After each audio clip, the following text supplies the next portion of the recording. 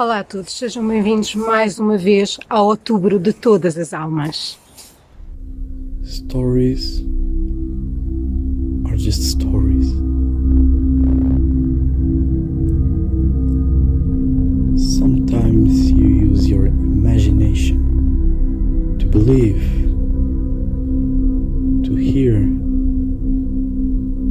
but what if? Just think for a second. What if they just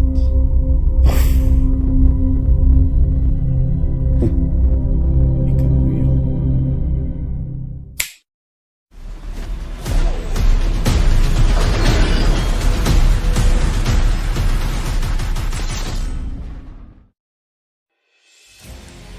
Olá a todos, sejam bem-vindos mais uma vez ao Outubro de Todas as Almas. Este é o nosso segundo vídeo do mês de Halloween. Hoje viemos até à Póvoa de Santaria, no concelho de Vila Franca de Xira, e vamos conhecer a história terrível do regicida de Dom João IV. Estão todos prontos?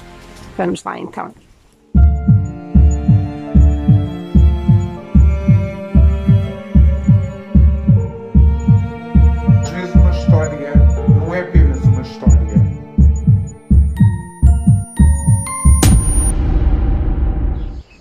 Às vezes uma história não é apenas uma história. Reza a lenda que lá embaixo, muito perto do que é agora a Estrada Nacional que vem de Lisboa até Vila Franca de Xira, ouve-se de vez em quando à noite, bem tarde, por volta da meia-noite provavelmente, hora dos fantasmas, um homem gritar e cavalos como que a correr desenfreados. Será verdade? Vamos conhecer a história desta aparição fantasmagórica do escrivão de Dom João IV.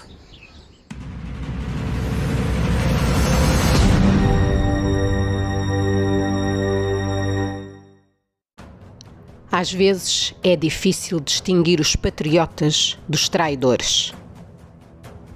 Matar ou tentar matar o rei merece sempre pena máxima. E a maior violência na justiça estatal. E tudo era feito de forma a que não houvesse rastro do corpo dos assassinos ou dos seus motivos. Um dos mais importantes regicidas portugueses foi Domingos Leite Pereira, escrivão da própria corte. O seu nome foi apagado da história e os seus motivos foram algo tão sem sentido como isto: ciúmes. Esta história inclui um pouco de tudo: traição, sexo, guerra e espionagem, e daria um filme fantástico. Em meados do século XVII, Portugal estava envolvido numa luta imensa por manter a sua independência após a subida ao trono de Dom João IV. Mas os inimigos rondavam o reino, ávidos de qualquer forma de quebrarem as barreiras e levarem este reino para as mãos do seu irmão, Espanha. E a oportunidade apresentou-se aos próprios sob a forma humana de Domingos Leite Pereira. Domingos era uma personagem pouco significativa no reino de Portugal. Escrivão do civil da Coroa Real, a sua vida traduzia-se por algumas influências sociais e conhecimentos menos próprios daqueles que em terras espanholas ainda conspiravam contra Dom João IV. A sua mulher, segundo rumores que circulavam pela corte, andaria envolvida com um padre. Domingos, cego pelos ciúmes, aliou-se a uma personagem sinistra, Manuel Roque da Cunha. Os dois apanharam o padre numa emboscada, matando-o com requintes de malvadez. E foi aí que nasceu a história que vos vou contar. A história de uma alma penada que percorre as ruas debaixo da Póvoa. É debaixo destas calçadas que muitas vezes se ouve, à noite, bem à noite, sons estranhos, horripilantes, gritos, cavalos a correr desenfreados. Algo muito, muito terrível. Diz o povo que esses são os gritos e gemidos do terrível assassino, o homem que queria matar o rei, O homem que em 1647 foi condenado à morte de uma forma atroz.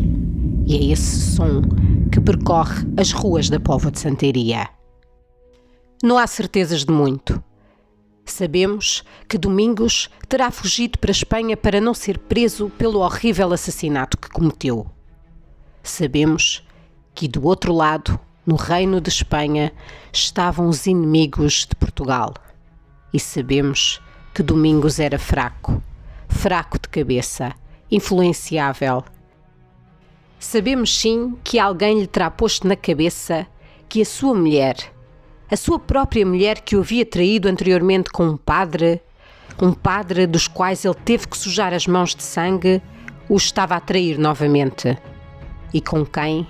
Com o próprio rei, diziam os rumores. Domingos veio 2 vezes a Portugal. Na primeira, a tentativa falhou. Ninguém sabe muito bem porquê. Na segunda, o criminoso que o acompanhava desde a morte do padre fez caixa dele na justiça. Domingos foi preso. Preso, diz o povo aqui da Póvoa, numa pequena pousada que existia no caminho del Rei, aqui bem dentro desta vila. Foi de imediato condenado à morte de forma atroz. O rei mandou trazê-lo de volta à tal pousada na Póvoa. Ali amarraram-no a umas cordas, prenderam a uma carroça com 2 cavalos que, quando atiçados, começaram a correr desenfreados em direção à capital, Lisboa. Domingos chegou lá quase morto. O seu sangue percorreu a estrada del Rei durante todo o caminho. Já em Lisboa, o seu corpo foi cortado aos bocados e queimado para que nada dele restasse. Hoje, na Póvoa, durante a noite, o som fantasmagórico dos seus gritos ecoa pelo chão até ao céu.